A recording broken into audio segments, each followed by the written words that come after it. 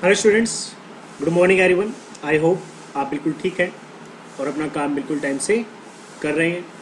Students, अगर मैं question number 4 की बात करूं, वैसे तो मैंने आपको लास्ट वीडियो में बताया था कि इस क्वेश्चन में क्या होने वाला है, लेकिन फिर भी एक या दो पार्ट मैं भी सोल्व कर देता हूं, जिससे कि आपको और ज़्यादा आइडियाज़ मिल जाएंगे कि आपको फोर्थ क्वेश्चन में एक्चुअल में क्या करना है। और जिन बच्चों ने कर लिया है उन्हें पता चल जाएगा कि हमने ठीक किए हैं या नहीं, और जिन बच्चों से नहीं हुए उन्हें हेल्प मिल जाएगी। तो चलो हम अपना सॉल्यूशन स्टार्ट करते हैं। अगर मैं सबसे पहले 108 एंड यानी कि आपके फर्स्ट पार्ट की बात करूं, 108 मल्टीप्लाई 192, तो आपको करना क्या है स्टूडेंट्स, आपको कुछ खास नहीं करना है। इस तरीके से आप पहले इनके क्या बनाएंगे, प्राइम फैक्टर्स निकालेंगे यहाँ से, ठीक है। तो सबसे पहले 2 से डिवाइड करोगे, 2 5 जा 10, 2 4 जा 8, उसके बाद देन फिर 2 से डिवाइड हो सकता है, 2 2 जा 4 एंड 2 7 जा 14। उसके बाद ये 3 से डिवाइड होगा 9 पर, और 9 भी आपका क्या होगा, 3 से डिवाइड होगा। एंड इस तरीके से आपको इसके प्राइम फैक्टर्स मिल जाएंगे। तो आप 108 की जगह पर क्या लिखेंगे, 2 multiply 2 multiply 3 multiply 3 and multiply 3। अभी 192 की बारी बाकी है, तो उसके अलग से आप क्या करेंगे, फैक्टर्स निकालेंगे। 192 के आप अलग से फैक्टर निकालेंगे। यस, 2 9 जा 18 और 2 6 जा 12। देन अगेन 2 से डिवाइड हो सकता है, 2 2 जा 4 सॉरी 2 4 जा 8 एंड 2 8 जा 16। फिर 2 से डिवाइड होगा, ये 24 पे डिवाइड हो जाएगा। देन फिर 2 से डिवाइड होगा, ये आपका 12 पे चला जाएगा, और फिर 2 से जब डिवाइड होगा 6 पे, एंड देन फिर से 2 पे 3। तो इस तरीके से आपको क्या मिल गए, इसके प्राइम फैक्टर्स मिल गए हैं। अब देखो कितने टाइम्स 2 आया, 1 2 3 4 5 6 टाइम्स क्या आ चुका है, यहाँ पे 2 आया है। तो अगर मैं यहाँ पे क्या करूँगा, 1 2 3 4 5 6, उसके बाद लास्ट में एक हमारे पास क्या है, 3 भी है, क्योंकि ये भी एक आपके प्राइम फैक्टर का ही पार्ट है। क्योंकि अगर यहाँ पे आप करो या यहाँ पे छोड़ दो, एक ही बात है। तो अगर बात की जाए तो ये आपका एक तरीके से मैंने क्या कर दिया, प्राइम फैक्टर्स के प्रोडक्ट की फॉर्म में लिख दिया। अब यहाँ से आपको क्या करना है, 2 को पावर्स में कलेक्ट कर लेना है। अब यहाँ पे 2 कितने टाइम्स है, 1 2 3 4 5 6 7 8 टाइम्स है। तो यहाँ पे क्या लिखा जाएगा, 2 raise to the power 8 multiply. अब 3 कितने टाइम्स है, 1 2 3 4, 3 raise to the power 4, and this is your answer. Students, ऐसा काम शायद आप 13.1 में भी कर चुके हो, तो आपको कोई खास प्रॉब्लम तो नहीं आनी चाहिए, बिकॉज आपके फैक्टर्स आपको अगर मिल जाएं तो आप उन्हें कलेक्ट आसानी से कर सकते हो। सेम टू सेम काम आपका क्या होगा, 270 के लिए होगा सेकंड पार्ट में, और थर्ड पार्ट में एंड फोर्थ पार्ट में।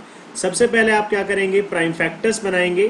प्राइम फैक्टर्स को फिर मल्टीपल की फॉर्म में लिखेंगे, देन वहाँ से अपने प्राइम फैक्टर्स की पावर्स कलेक्ट कर लेंगे, और इसी तरीके से हमारा आंसर हो जाएगा। ओके स्टूडेंट्स, आई होप ये बिल्कुल आसान क्वेश्चन था आप लोगों के लिए, और आपको कोई खास यहाँ पर प्रॉब्लम नहीं आई होगी। ठीक है स्टूडेंट्स, तो अब हम करते हैं अपना क्वेश्चन नंबर 5। क्वेश्चन नंबर 5 भी आपको बहुत ज़्यादा इजी है। यहाँ से मैं आपको एक या दो पार्ट सोल्व करके दिखाने वाला हूँ। इसमें आपको सिंप्लीफाई करना है। सिंप्लीफाई का मतलब है लास्ट में आपको जस्ट आंसर निकाल कर दिखाना है, ठीक है। सिंप्लीफाई, अगर मैं फर्स्ट पार्ट की बात करूं, सिंप्लीफाई में जब आपका क्वेश्चन नंबर 5 है, इसके अंदर आपको दिया हुआ है 2 raise to the power 5 and bracket close raise to the power 2 multiply 7 raise to the power 3 and divided by 8 raise to the power 3 multiply 7। जैसे कि आपने क्वेश्चन नंबर 2 में भी देखा था ऐसा कुछ, कि जहां पर आपको ऐसा नंबर मिले जो प्राइम नंबर की फॉर्म में नहीं है, तो उसे ब्रेक करना पड़ेगा आपको, ठीक है। तो सबसे पहले मैं क्या कर रहा हूं, धीरे धीरे सभी चीज़ों को सोल्व भी करता रहूंगा, और उसके साथ साथ इसे भी प्राइम नंबर्स में ब्रेक कर दूंगा। तो 2 raise to the power 5 and bracket के पावर भी 2 है, तो हम क्या करेंगे, 2 raise to the power 5 multiply 2 multiply 7 to power 3 and divided by जो आपका 8 है, इसे क्या लिखूंगा मैं, 2 मल्टीप्लाई 2 मल्टीप्लाई 2। 8 को इस तरीके से लिख सकते हैं, ब्रैकेट के अंदर ही मैंने इसको क्या कर लिया, ब्रेक कर दिया, और पावर 3 बाहर है। ओके स्टूडेंट्स, अब यहाँ पे आप क्या दिखाएंगे, रीजन दिखाएंगे, ठीक है। इसको हटाएंगे, यहाँ पे दिखाएंगे because a raise to the power m, और अगर बाहर ब्रैकेट के पावर n है तो हम क्या करते हैं m मल्टीप्लाई n, ये हो गया। नेक्स्ट पार्ट में हम क्या करेंगे, इसे 10 और 7 की पावर्स को माइनस कर देंगे, तो यहाँ आ जाएगा 2 raise to the power 10 multiply 7 raise to the power 3 minus 1, क्योंकि नीचे जो 7 था उसकी पावर कितनी है 1, और उसके साथ साथ जो अंदर आपके 2 मल्टीप्लाई 2 है, अभी जैसे आपने फोर्थ क्वेश्चन में किया था पावर्स को कलेक्ट, तो यहाँ पे भी इसी तरीके से हो जाएगा 2 रेज़ टू द पावर 3, और ब्रैकेट के बाहर भी एक पावर 3 है। ये जो 7 था ये आप ऊपर लेके जा चुके हो, यहाँ पर आप रीजन दे सकते हो because a raise to the power m divided by a raise to the power n is equal to a raise to the power m minus n। इस तरीके से स्टूडेंट्स मुझे नहीं लगता इसमें आपको कोई भी प्रॉब्लम आ रही होगी या समझने में कोई टेंशन होगी, ठीक है।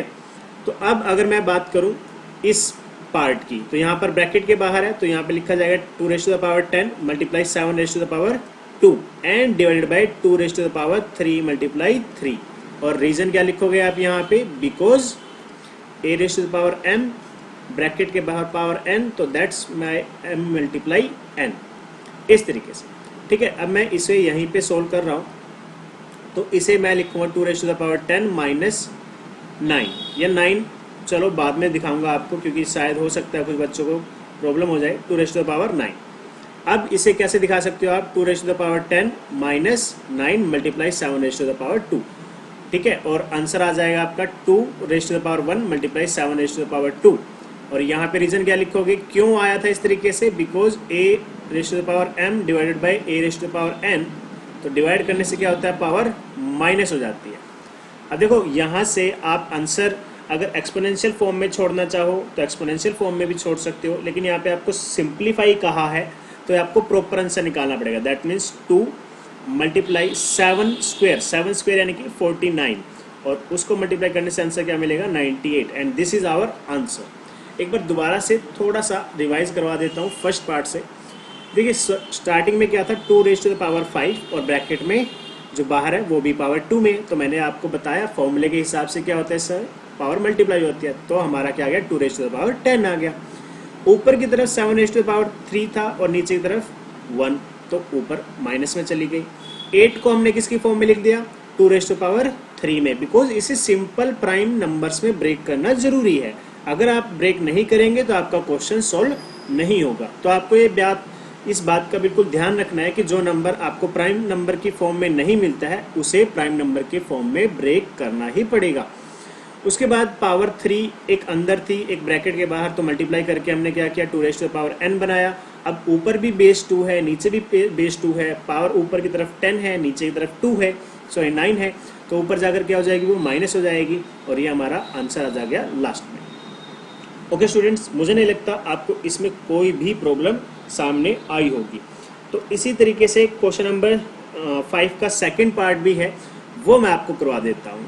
अगर मैं सेकंड पार्ट की बात करूँ तो आपके पास देखो यहाँ कोई डिफ़िकल्ट क्वेश्चन नहीं है, क्वेश्चन यहाँ पर भी बहुत ईजी है, बस थोड़ा सा आपकी हेल्प हो जाएगी, इसीलिए मैं यहाँ पर सोल्व कर रहा हूँ।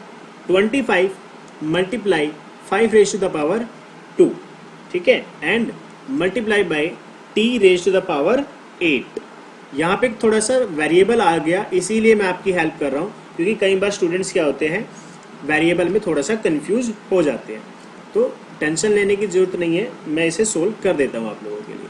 तो ये आपके पास क्वेश्चन है, तो आप क्या करेंगे, सबसे पहले तो देखो 5 और जो 10 है, जो 25 और 10 है आपका क्या है प्राइम फैक्टर की फॉर्म में नहीं है, तो 25 को अगर आप फैक्टर की फॉर्म में लिखो तो ये कैसे लिखा जा सकता है, 25 is equal to 5 multiply 5, that means 5 square. तो मैं यहाँ डायरेक्ट इसे लिख रहा हूँ 5 square multiply by 5 square and multiply by t raise to the power 8। 10 की अगर बात की जाए तो 10 को मैं ब्रेक कर सकता हूँ 2 मल्टीप्लाई 5 और यहाँ पर क्या है पावर 3, ठीक है, and t raise to the power 4। अब ये जो दोनों ही क्या है 5 है, तो क्या हो जाएगा 5 raise to the power 2 plus 2 multiply t raise to the power 8 minus 4। क्यों आया 4, बिकॉज देखो यहाँ पे डिवाइड में 4 था t raise to the power 4, that's why मैंने क्या कर दिया डिवाइड में इसे रख लिया है। ओके स्टूडेंट्स, मुझे लगता है अभी तक तो आपको ये सारा कुछ समझ आ रहा होगा। अब देखिए अगर यहाँ पे आपने देखा था a की पावर n और b की पावर n हो, तो आपने क्या किया था a b मल्टीप्लाई और पावर होल में n डाल दिया था। तो अब हमारे पास ये जो 2 मल्टीप्लाई 5 है वो कुछ ऐसा ही है, a मल्टीप्लाई b और उन दोनों की पावर क्या है n, तो उसे आप क्या कर सकते हो, इस फॉर्म में लेके आ सकते हो। तो इसे लिखेंगे 2 raise to the power 3 and 5 raise to the power 3 multiply, अब क्योंकि t तो हमने ऊपर भेज दिया तो यहाँ पे कुछ नहीं बचा। अब यहाँ पे आप रीजन्स लिख दीजिए, because a raise to the power m multiply a raise to the power n is equal to a m plus n। ठीक है, ये पहला फॉर्मूला था। और सेकंड फॉर्मूला आपने लगाया a raise to the power m divided by a raise to the power n is equal to m minus n, ये second formula था। और जो थर्ड फॉर्मूला आपने लगाया वो ये फॉर्मूला लगाया है a मल्टीप्लाई b, और अगर ब्रैकेट में बाहर पावर दोनों की सेम दी हुई है n, तो आप उसे सेपरेट कर सकते हैं दोनों के ऊपर। ये आपने फॉर्मूलाज यहाँ पर लगाए हैं। ओके स्टूडेंट्स, अब ये क्या हो जाएगा, 5 raise to the power 4 and t raise to the power 4। Now divide में कौन है, 2 raise to the power 3 and 5 raise to the power 3। अब देखो बेस कौन कौन से सेम रह गए हैं, सिर्फ 5 के बेस आपके पास सेम है, बाकी सब एज इट इज रखे हुए हैं। तो मैं यहाँ क्या करूँगा, 5 रेज़ टू द पावर 4 -3 क्यों आया, बिकॉज डिवाइड में कौन था, 5 रेज़ टू द पावर 3 था, और डिवाइड में 2 raise to the power 3 as it is रहने देंगे, और multiply t raise to the power 4 भी एज इट इज रहेगा। अब 5 रेज़ टू द पावर 4 -3 आपका आंसर क्या आएगा, 5, और multiply by t raise to the power 4 and divided by 2 raise to the power 3, ये आपका आंसर हो जाएगा। बिकॉज अब इसे सिंपलीफाई क्यों नहीं करेंगे, आप कहेंगे कि ऊपर वाले में तो आंसर बताया, इसमें नहीं बताया। इसके दो रीजन है, एक तो वेरिएबल है आपके पास, वेरिएबल को आप कितना सोल्व कर सकते हो। दूसरा रीजन ये है कि 2 raise to the power 3 divide में है। ज़्यादा से ज़्यादा मैं इसको किस तरीके से लिख सकता हूँ, 5 divided by 8 and t raise to the power 4, ये मेरा मैक्सिमम आंसर हो सकता है। मुझे में पॉइंट्स में आंसर नहीं चाहिए। ठीक है, तो दिस इज़ आवर आंसर। तो इसी तरीके का आपका थर्ड पार्ट है। आई होप अगर आपको ये 2 पार्ट समझ में आए हैं तो आप थर्ड पार्ट भी इजीली सॉल्व कर पाओगे। ओके स्टूडेंट्स, तो आज के लिए इतना ही। Thank you, have a good day.